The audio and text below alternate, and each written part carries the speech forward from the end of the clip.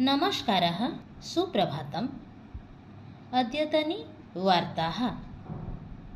भारतीयनिर्वाचन आयोगः अद्य लोकसभायाः तथा विधानसभायाः निर्वाचनस्य दिनाङ्कघोषणा करिष्यति।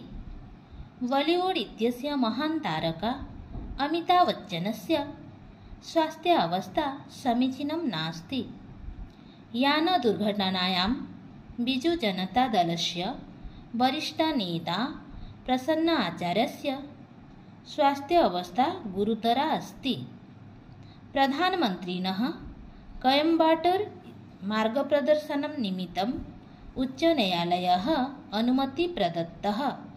ह्यः नागपुरे आरएसएस इत्यस्य प्रमुखः मोहन भागवतः अखिलभारतीयप्रतिनिधिसभायाः उद्घाटनम् अकरोत्। माल्कानगिरी जिल्लायाम् आरक्षिणां समक्षं माओवादिनाम् आत्मसमर्पणम्। बालेश्वर जिल्लायाः रसूलपुर ग्रामे पारिवारिककलहकारणात् एका महिला गृहे जीवन्त दग्धा अभवत्।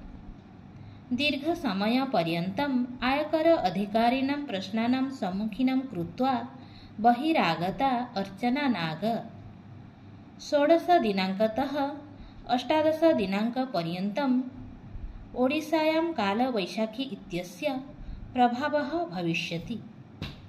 नागरिकता संशोधन अधिनियमं प्रति अमेरिकीयमतस्य दृढप्रतिक्रिया भारतीयसर्वकारेण प्रदत्ता। इति वार्ताः। धन्यवादः।